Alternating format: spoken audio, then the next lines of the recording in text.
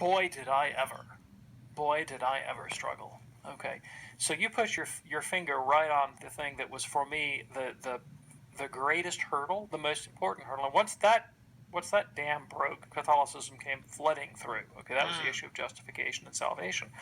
And why? Why was it so difficult for me? Well, a couple of reasons. One of them is that I had been raised in the tradition that taught, like Luther, that the doctrine of justification by faith alone was the doctrine, the article on which the church stands or falls. You get this right, everything follows. You get this wrong, you're a mess no matter what else happens. Okay, and in fact, when I was in seminary in 94, 95, the document came out, Evangelicals and Catholics Together, if you remember that. All right, and it basically, they didn't take anything away from either tradition, but it was a group of ecumenically minded theologians and Christian leaders on both sides who said, here are the things we hold in common.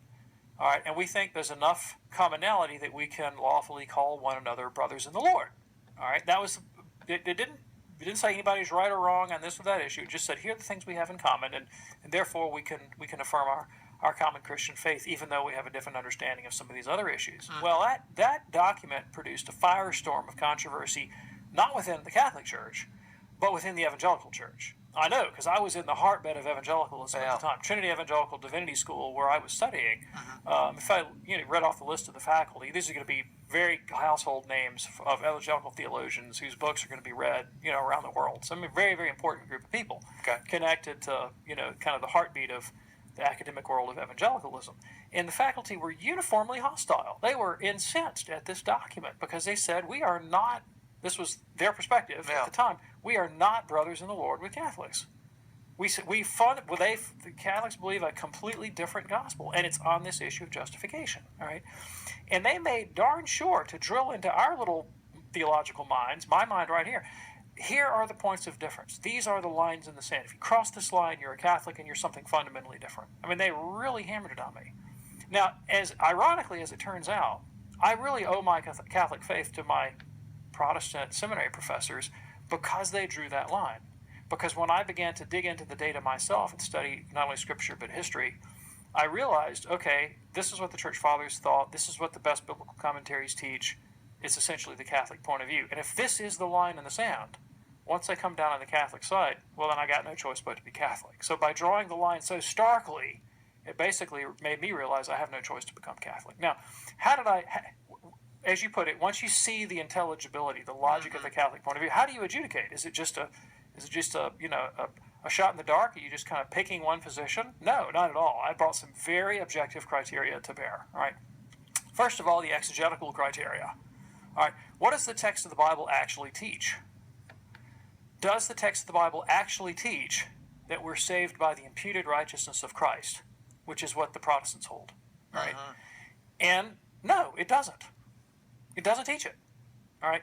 You'll never find that phrase in Scripture, the imputed righteousness of Jesus. It doesn't occur anywhere. Right? That's a Protestant importation in the 16th century. What the text actually says, Romans 2:13, is that we are justified and declared righteous by obeying the law. That's what the text actually says. All right. Romans 8:3 and 4, that if we have been given the Spirit, then we the works of the law, the righteous requirements of the law, the dikaimata tu namu, to quote the Greek, are fully met in those of us who walk by the Spirit. So the demands of the law, that we love God and love neighbor, are in fact accomplished in us by the outpouring of God's grace into our hearts, so that Christ can legitimately say, well done, good and faithful servant. We're made righteous. We're not imputed righteous. We're made righteous by the infusions of Christ's righteousness into our hearts. That's what the text actually says. The text also says we are not justified by faith alone. James chapter 2. Right? The text actually says that we will be judged not by Christ's act of obedience, but by our own. Romans 2 tells us that we will be judged by our works. Revelation chapter 20 teaches that we'll be judged by our works. Matthew 25 teaches that we'll be judged by our works. Every place the question of judgment is raised in Scripture, it's always by our works, not Christ's act of obedience, but by our act of obedience, that our moral lives are evaluated by God for ill or for good, for merit or for demerit. So the text teaches the Catholic point of view. All right. Hermeneutically, that is the philosophy interpretation. How then do the Protestants arrive at a convoluted understanding of the Bible that runs flat contrary to the text? All right. Well, by a very ad hoc method of chopping up the passages of Scripture. Luther understood this. Luther got that he was saying something that didn't make sense in light of the whole Bible. All right, see, he understood that Jesus actually demands the reformation of our moral life as a condition for salvation. Yeah. So how did Luther handle that? John Calvin understood that Romans 2 taught something very different than what he was teaching. How did he handle that? What both of them said was they didn't mean it. They didn't mean it. Luther will tell you, when Christ sounds like a new Moses, if Jesus sounds like he's demanding the reformation of your moral life, he really is only doing this as a kind of psychological trick to terrify you so that you'll be driven to grace.